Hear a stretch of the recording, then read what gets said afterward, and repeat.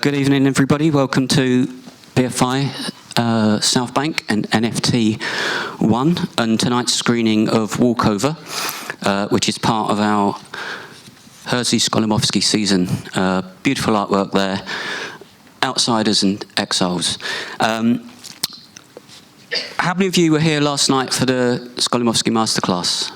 Okay, quite a few. I thought we recognised some faces. Brilliantly hosted, I thought, by Michael Brooke, who's here. And Skolimowski's going to be around for a few days during the festival, so you'll be able to welcome him back. The BFI has a recent association with the director, as you may have known. How many of you saw EO? Okay, a lot of interaction tonight. BFI released EO in cinemas. The Academy Award nominated EO. Unfortunately, it lost out to All Quiet on the Western Front, but we all have our crosses to bear. And EO did rather well in the UK for us. It grossed over £100,000, which sounds crass, but in a difficult and competitive marketplace, that's very good for foreign language films, so we're very pleased. And we will be releasing on Blu-ray, the DVD, on April the 3rd, and here is a copy. The screening tonight is in association with Kinoteka. I like to have a table of props. Here is the programme. Some very, very good film screenings, some new classic films from Poland, some new films, some classic films, and a brilliant immersive piece of work. So do check out Kinoteka, which is happening at various venues across the UK. I have to remember to thank some people. So let's get on with that. The Skolimowski season runs till the end of April, and it is also going to be happening across our BFI player. So tonight, the other thing to mention is we're also releasing a double disc edition of Identification Marks None and Hands Up. They'll be coming on the 24th of April. So from Kinoteka tonight, I would like to thank Marlena Lukiasak, the head of film and theatre at the Polish Cultural Institute London, and the artistic director and producer of Kinoteka Festival.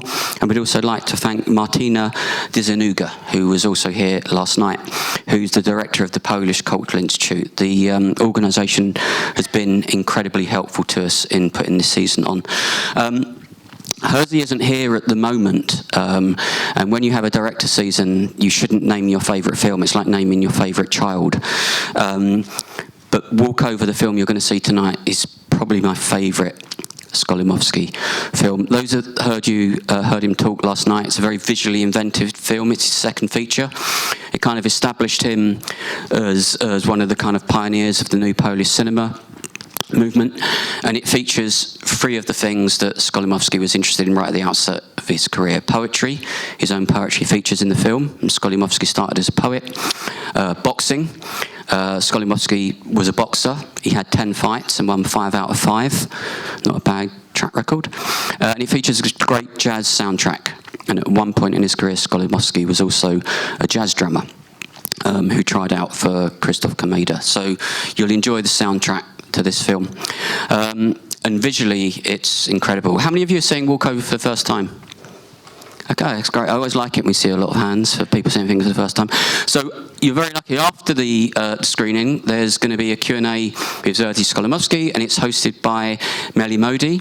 Some of you may know Meli. He runs a brilliant label called Second Run.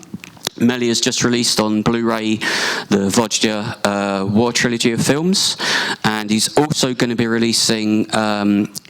Meli, are you there? Is it in April? No, it's in June. He's going to be releasing Barrier by Skolimowski, which is another film that we're screening here, and another title which I've forgotten. What's the other title, Meli? There we are. So you could have saved yourself the money. I'm kidding. Always better on the big screen. Also in the audience is Robert Beeson from New Wave, formerly Curves and Artificial Eye, who played a massive role in introducing some great directors, Polish directors, to the UK, Kieslowski being amongst them. And we have coming up over the weekend, or just after the weekend, the Three Colours trilogy. So enjoy the film, stay on your seats afterwards. You're going to see a great conversation between Meli and Jerzy Skolimowski, and thank you for supporting the BFI and coming to the season. Thank you. Mr. Skolimowski's Walkover is a film I could watch again and again and again.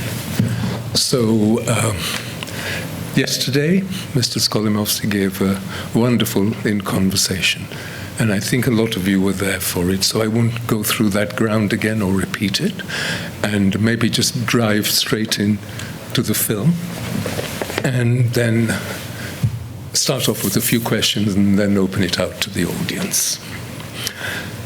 So, what was the genesis of the film, Jerzy?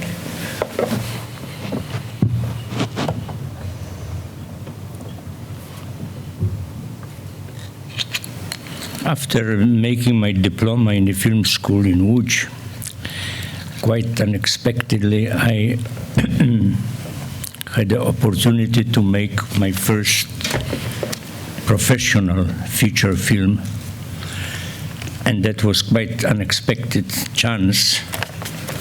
And to be honest, I was not prepared for that. I didn't think that I could have a chance to make my first feature so immediately after finishing the school.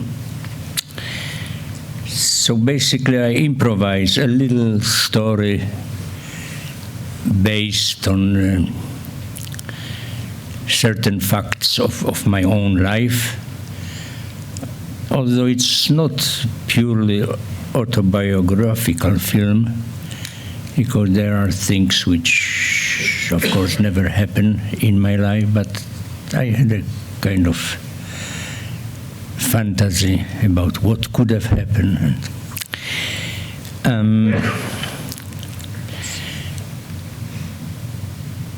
So just to make it clear, since it is not autobiographical, I would rather call it the alternative version of my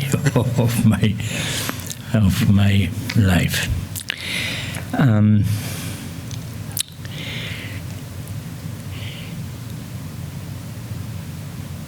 I haven't seen this film for a long time, so I may not remember everything, but one thing I'm quite proud of is that jump of the train, which it's obvious that it's not a double. It was myself.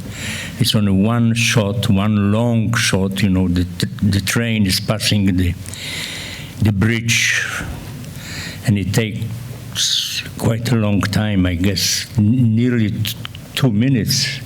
Am I right? A minute and a half, more or less. And we had only one rehearsal, mainly for the motorcycle, you know, to coordinate the speed of the motorcycle and the train, and one car passing by. Normally, right now, it would be a police involved and a lot of, you know, walkie-talkie and coordination and this and that. But we were crazy amateurs, and we've done it without anybody's help. But it was really me who was jumping. But I must say I was used to do things like this, because when I was teenager, I was going to the school in Warsaw, and the school was exactly in the middle between two tramway stops. Either I should get out of the tramway, which were my way of transportation to the school. I would take either the earlier stop, and then I would have to run into the school. I was always late, so I would have to run. Or I could take the other stop, and then I would have to run back to school. So my choice was that I was jumping out of the tramway, in the middle, just in front of the school.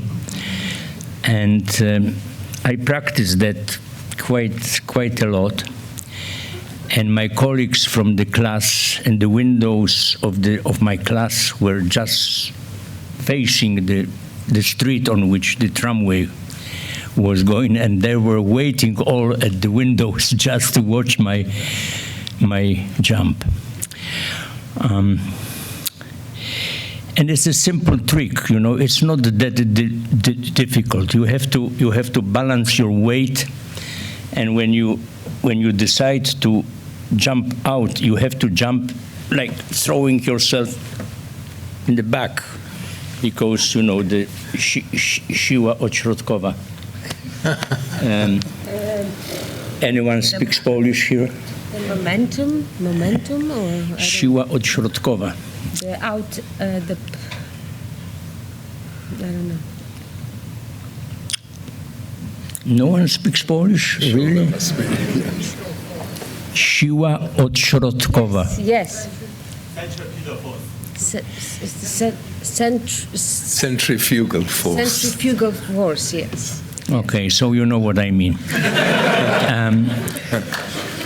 You have to go against that, so you have to throw yourself back, and it's quite simple. Any average man can do it, so it's not such a big deal. But it looks great, I must say. And I was asked that question several times. You know, how did you do it? How did you do it? So my answer was, it's quite easy. I think you've already answered one of the things I was going to ask you. But what I was going to ask you now, I'll jump to that, is there are two absolutely astounding sequences, long sequences, in a 75-minute film. And one is the one you've just talked about, and the other is the boxing match. Because there are a lot of filmmakers who put themselves into a film, usually in the role that they do outside in life, like Truffaut in Day for Night, he's a filmmaker. But I don't know of any filmmaker who is a boxer and does a whole scene without stopping I mean, even Werner Herzog wouldn't do that. So how did you set up that sequence? Well, again, it was quite easy because I was really boxing. I had a dozen of fights in the ring. And to be honest, I was a little bit better boxer than what I showed there. We didn't plan any choreography of the fight. Now, if I would be doing such a scene, I would have the stand coordinator, two stuntmen who would be precisely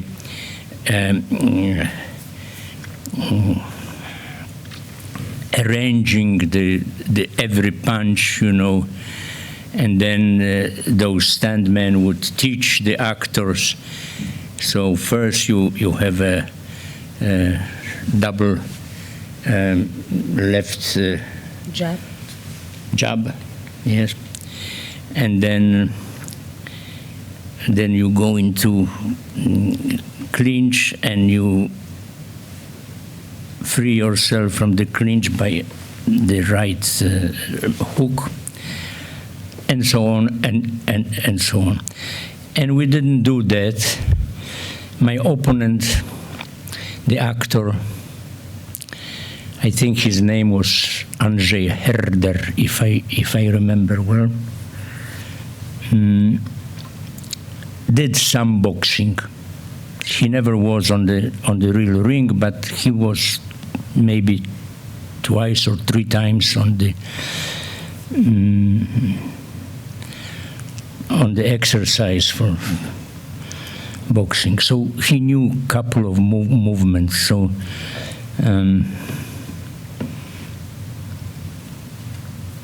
I was actually trying to make him looking better than he was, than taking care of myself. because obviously I got the technique and I got the correct movements, correct reaction, so I knew that I would look real. But he was, I wasn't sure about him, so I was really trying, during the filming, I was trying to make him look better than he was. I don't know if I succeed, because, as I said, I don't like that scene. I was much better myself, and I didn't, and I wasn't impressed with my performance there. But since Walkover came after Rysopis, you carried the story of the character Andrzej Lesik through 3 films. So I think people automatically think that it's autobiographical. But for me, it's not the boxing or the fact that he's come out of the army, things which are things that you've done. It's much more the fact that Lesik seems very not introverted, but he does not want to fit into a mainstream, that he sees himself as an outsider, or is an outsider. And I wonder whether that was an aspect of the film that many people in Poland at that time, a whole new post-war generation, that they reacted to. And I wonder if that was part of your thinking. You were expressing what that generation felt because it was almost your generation. And that's an interesting remark. And actually, when I now try to think about it, yes, maybe we were all a bunch of outsiders because, you know, during the war, and we were just the post-war generation. During the war, there were not any social activities which would bring people together and create the opportunities to make the friendships or kind of collective ensemble of several people of the same interests, and so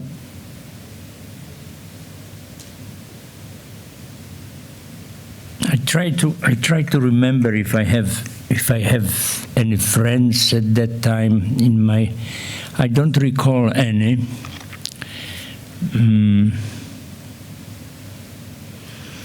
Mostly because, you know, I spent the war in an orphanage, a very poor one, and those were not the conditions to make any friends or any collective activities. We were all kind of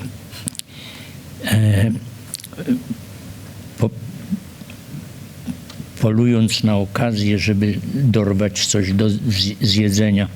Hunting for the opportunity, yes? We were all hunting for opportunity to get something to eat because we were starving, actually.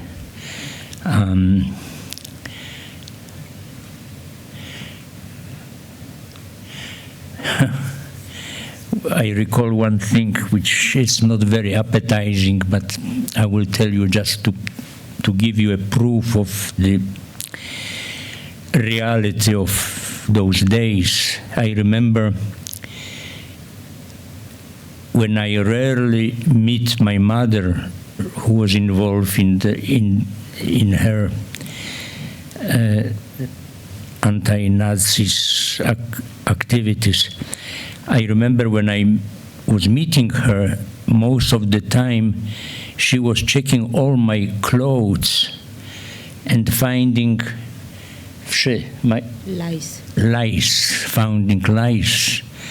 And I learned as well how to do it. You have to go, wszystko przewrócić na lewą stronę.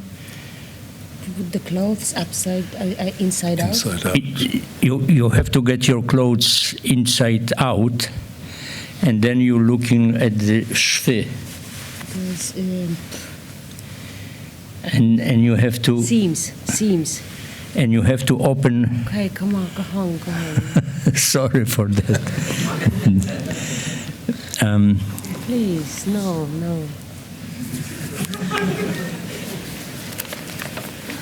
Okay. But in a way, those are the things that feed into the work you're doing as well. So where I am driving is that, we didn't have really the condition, the opportunities to make friendships or groups of the common interest. We probably were the bunch of individuals. There's something else, I think, also, because you were a child during the war, but also I think there is another thing about your attitude towards the cinema of your older colleagues like Bajdas and all those other people whose cinema was like a historical films were full of heroes and noble deeds, and the cinema that you were doing was so different. Wasn't that like the essence of what's Yes. of what is the question? Yeah, that is. Yes, the Polish cinema of that time was full of memories of war, about the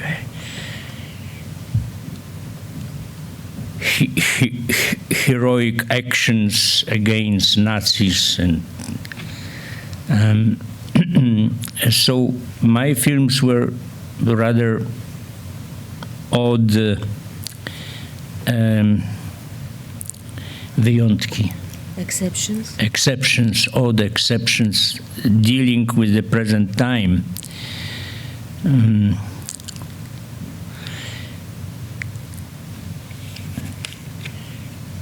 And therefore I had to use my own experience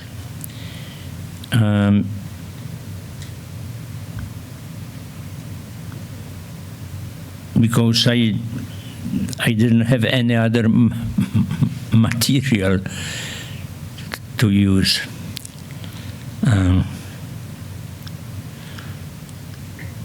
There was a whole generation with you who also then made films away from the old grand films of Polish cinema.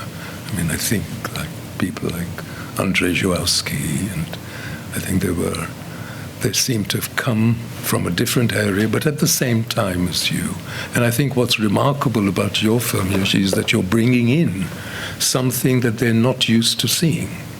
And whether that's because, on the one hand, you are a poet as well, and those sequences where the camera looks directly, or Andrzej looks directly at the camera, the poetry is yours. And that creeps into the entire visualization of the film, I think, as well, in that ability. You see images and spaces with a completely poetic view. I don't know if you see that now, but that's what, I don't know if the audience agree, that's what I feel. But it sounds right.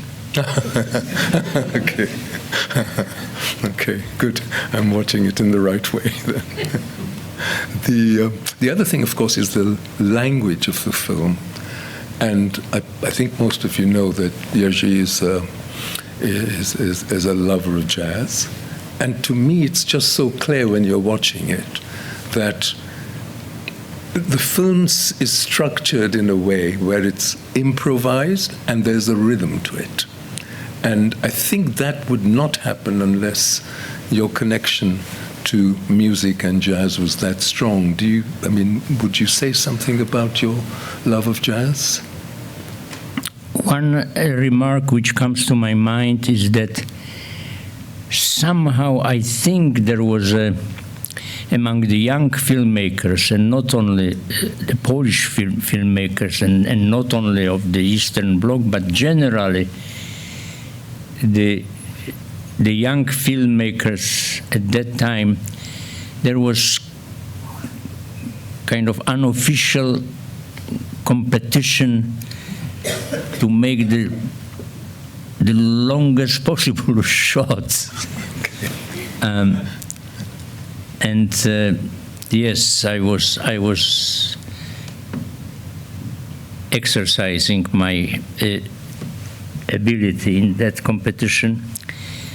And of course, you know, because we were shooting on the stock, the longest possible shot could be 11 minutes, because this is the whole big wheel of stock. 300 meters was the big can of stock, and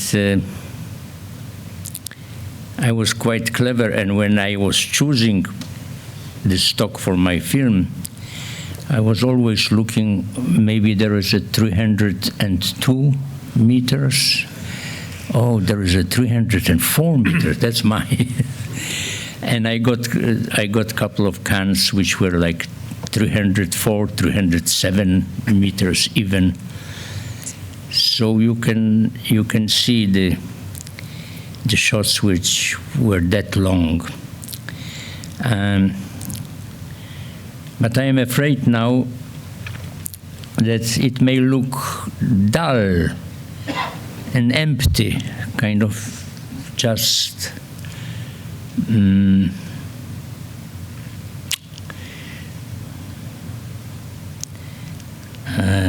kind of art, sztuka dla sztuki. Art for art's sake or something? Art for art's sake, you know, something like... I don't think that's the case with this film at all.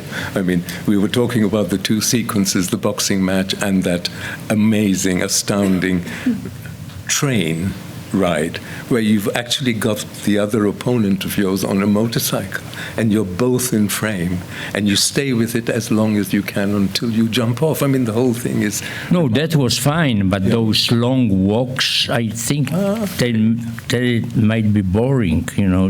It was just the exercise to keep going the same take, and changing the camera from tracking shot then to give it as a handhold, and then jumping on the other vehicle, and just to keep the take as long as possible. I'm sure it must be boring now. Well, we'll ask the audience because they'll have questions. So just before I pass it over to you, what do you think of the film? I know you said you haven't seen it for a long time, but what do you think about the film now, almost 50 years later? And perhaps you're seeing it through the eyes of all of us in a way.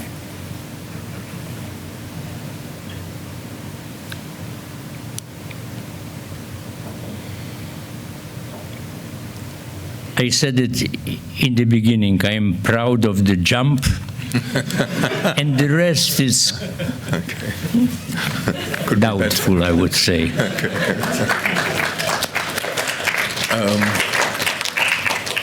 So, who would like to set the key? This one. This one there. Thank you for that wonderful film. I really enjoyed it. I didn't find it boring at all. I'm about to try to get my first feature film going after having made a bunch of short films, and I'm wondering if you would have any advice, something that maybe you wish you'd have known before you made that jump, especially with regards to like how to tell a story on a bigger scale.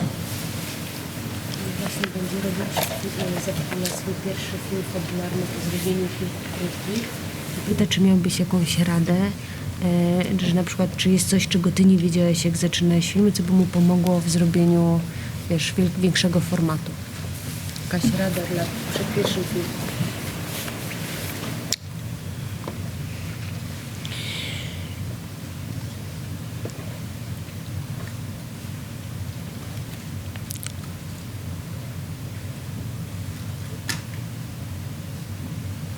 Well, okay, I'll make another confession then. Those long shots, which I explained you the real reason for it, this competition for long shots, that's one thing. But the other thing is that at that time, I didn't care much about editing. I simply didn't know enough about editing.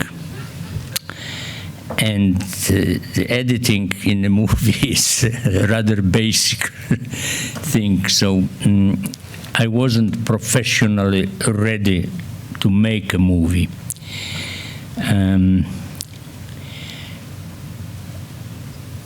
Is this the advice? So the advice is that since you made several short films, you must know about editing, because that's really important. And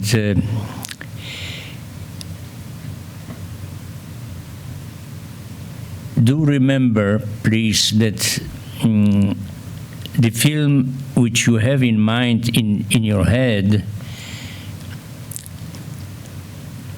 and the final product, as they call it, may be quite different thing. And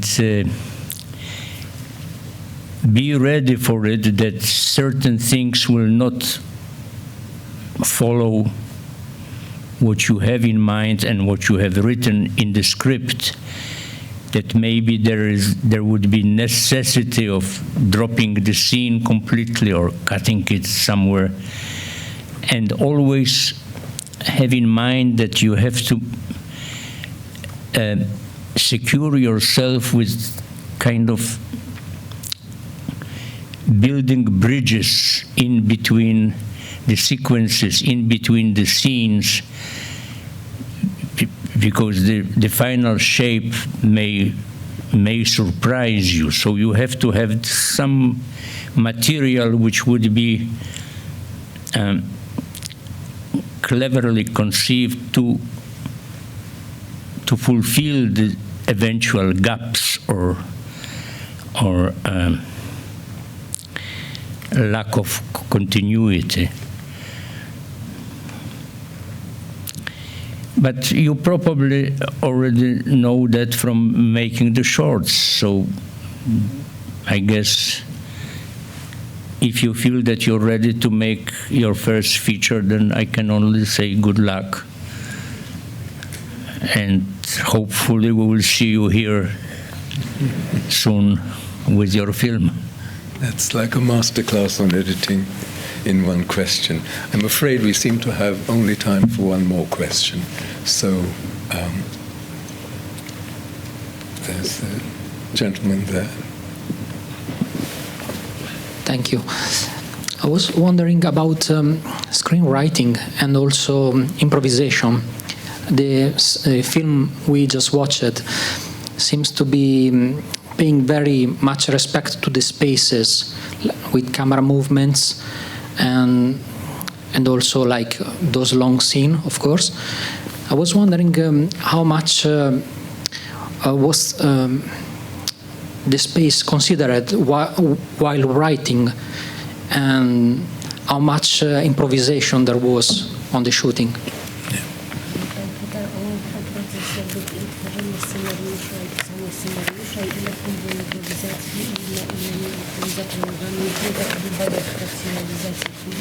Przestrzeń, w jakiej była realizowana, czyli wiesz, scenografii lokacji.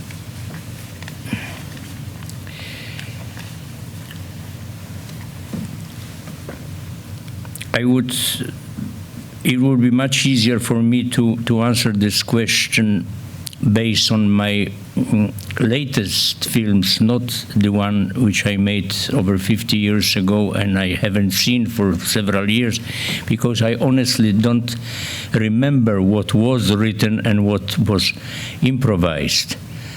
Definitely the improvised scene takes were those close shots of my face, which I knew that that's the material I was talking about. You know, I shot those, knowing that I can use it in any place of the film where I would feel that there is a gap which I have to cover with something. So I improvised those shots, knowing that I will put appropriate sound later on, and I would have time to think what would be the appropriate sound. I didn't know at that moment when I was shooting those close shots that I would be putting my own poetry into it. But eventually I had to make this desperate choice of filling up the gaps. I think we could have sat here for a long time, but I'm sorry that we have to bring it to an end. Thank you very much to Ewa Piaszkowska, who is also Jerzy's co-writer and partner in life, and to Mr. Skolimowski. Thank you very much for being here.